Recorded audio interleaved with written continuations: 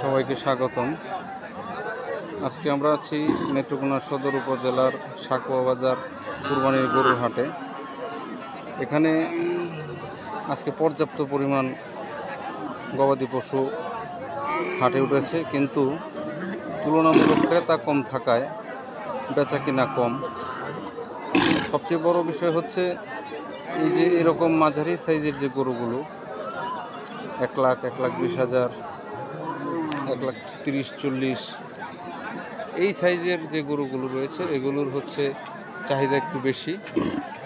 আর সবচেয়ে বড় বিষয় হচ্ছে বাজারে যে পরিমাণ আজকে গরু উঠেছে ওই তুলনায় ক্রেতা খুব কম, ক্রেতার উপস্থিতি খুব কম, যার কারণে হচ্ছে দাম তুলনামূলক কিছুটা কম।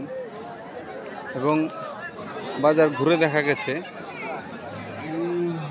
বড় গরুগুলো হচ্ছে বেচা কিনা, তবে অল্প। সবার আগ্রহ হচ্ছে মাঝারি সাইজের গরুর দিকে। 2 লাখ টাকার উপর যে গরুগুলো আছে ওগুলোর বেচা কিনা খুবই কম। যেমন এখানে যে একটি গরু দেখতে পাচ্ছি, এই গরুটির দাম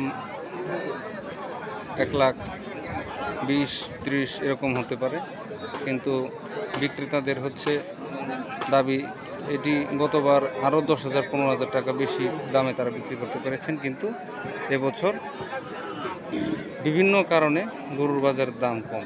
কিন্তু গবাদি পশু যারা লালন পালন করেছেন তাদের বক্তব্য হচ্ছে যে পরিমাণ খরচ তারা করেছেন একটি গরু লালন পালন করতে গিয়ে, গবাদি পশুর খাদ্যের যে দাম এবং লালন পালনে যে পরিশ্রম, সব কিছুর পরে তাদের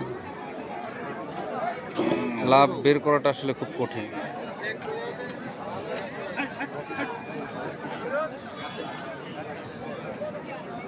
আপনার এটা কয় দাঁত? দাঁতে নাই। আপনি কত চাইতেছিলেন?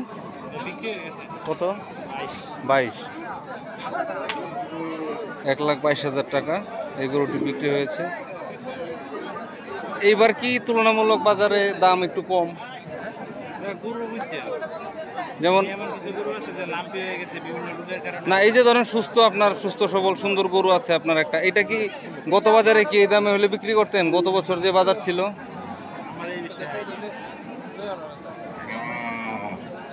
আচ্ছা, ওনার এই বিষয়ে আইডিয়া নেই, তবে আমি আমার অভিজ্ঞতা থেকে বলতেছি এই সাইজের গরু 1,20,000 টাকা না, এটা 1,30,000 বা 1,35,40 এরকম দরে গত বছর বিক্রি হয়েছে। এবার তুলনামূলক দাম কম।